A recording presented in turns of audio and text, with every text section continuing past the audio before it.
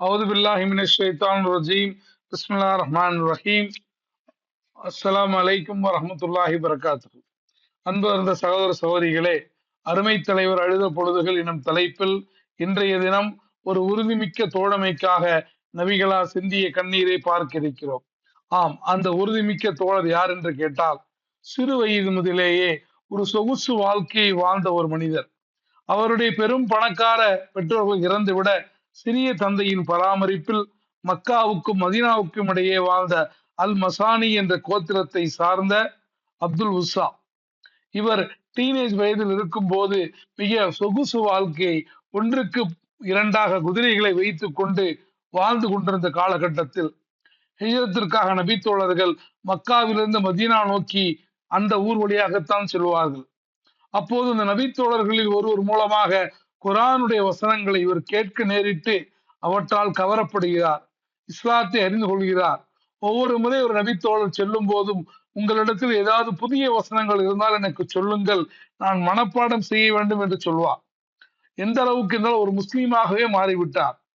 நபித்தோழர்களோ அஞ்சிய வண்ணம் மதீனா செல்லும் போது அந்த அப்துல் உஸ்ஸாவுடைய நோக்கமோ குரானை எப்படி தெரிந்து கொள்வது என்று ஒவ்வொரு நபித்தோழரும் கேட்கும் போது சில நபித்தோழர்கள் சொல்வார்கள், நீ ஏன் ஊரில் இருக்கிறாய், எங்களோட மதீனா வந்துவிடு என்று சொல்லும் போது, என் சிறிய தந்தையை விட்டுவிட்டா அவருக்கும் இஸ்லாத்தை எடுத்து சொல்லிதான் நான் மதீனா வருவேன் என்று சொல்கிறார். ஒவ்வொரு நாளும் யாருக்கும் அந்த ஊரே சிலை வணக்கத்தில் இருந்த போது யாருக்கும் தெரியாமல் பாலைவனத்தில் சென்று தொழுகைகளை நிறைவேற்றி கொண்டு ஒவ்வொரு நாளும் சிறிய தந்தை இடத்திலே வந்து முகம்மதை பற்றி கேள்விப்பட்டேன், அவர் அல்லாவின் தூதர் என்று சொல்லும் போதெல்லாம் கடுமையான திட்டுகளையும் வசவுகளையும் வாங்கிக் கொள்வார். இப்படியாக 3 ஆண்டுகள் தன்னந்தனியாக அந்த ஊரில் இவர் மட்டும் முஸ்லிமாக உறுதியாக இருக்கிறார். ஒரு நாள் ஒரு தீர்மானத்தோடு தனது சிறிய தந்தை இடத்திலே, சிறிய தந்தையே, இறை தூதரை சந்திக்க என் இதயம் துடிக்கிறது, தாங்கள் என்னை தாமதப்படுத்துகிறீர்கள், நான் முஸ்லீம் ஆகிவிட்டது உங்களுக்கு தெரியும், உங்களையும் கூட்டிக் கொண்டது தான் மதீனா செல்ல முடிவு செய்தேன், ஆனால் நீங்கள் ஒன்றும் சரியாகாதனால் நான் மட்டும் செல்ல போகிறேன், அதை தெரிவிக்கத்தான் வந்தேன் என்று சொல்லும் போது, இஸ்லாம் தான் உனக்கு முக்கியம் என்றால் உன்னுடைய சொத்தில் உனக்கு நயா பைசா கிடைக்காது என்று சிறிய தந்தை கடுமையாக உத்தரவிட்ட போது, பரவாயில்லை, செல்வம் தானே வேண்டும், என்னுடைய அனைத்து செல்வங்களையும் வைத்துக் கொள்ளுங்கள் என்று அவரிடத்தில் ஒப்படைத்து விட்டு தன்னுடைய குதிரையில் ஏறினார். சிறிய தந்தை அப்துல் உஸ்ஸா, நீ பயணிக்கும் குதிரை என்று சொன்ன போது, குதிரையும் வேண்டுமா, எடுத்துக் கொள்ளுங்கள் என்று சொன்னார். நீ அணிந்திருக்கும் விலை உயர்ந்த ஆடை என்று சொன்னும் போது, இதுவுமா வேண்டும் என்று சொல்லி அதையும் அவிழ்த்து கொடுத்து விட்டு ஏறக்குறைய நிர்வாண நிலையில் அங்கிருந்து புறப்பட்டார். வீட்டை விட்டு வெளியே வந்தவர் தெருவோரம் கிடந்த ஒரு கம்பளி ஆடையை, துணியை கண்டெடுத்து அதை இரண்டாக கிழித்து அங்கிருந்து புறப்பட்ட மதீனாவை நோக்கி சென்றார். அது வரைக்கும் அவரை பார்த்திராத நபி ஸல்லல்லாஹு அலைஹி வஸல்லம் அவர்கள் வித்தியாசமான கோலத்தில் வந்த இவரை பார்த்து, யார் நீங்கள், ஏன் இப்படி ஆடை அணிந்துள்ளீர்கள் என்று கேட்டபோது தன்னுடைய கதையெல்லாம் சொல்லுகிறார்.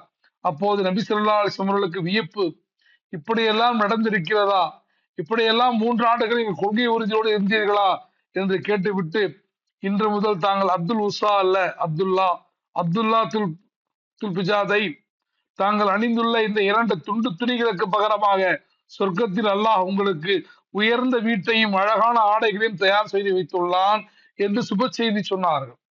அதன் பிறகு 7 ஆண்டுகள் மதீனாவிலேயே நபிகளாரோடு இருக்கிறார்கள். ஒரு மணி நேரம் கூட நபியை விட்டு பிரியவில்லை.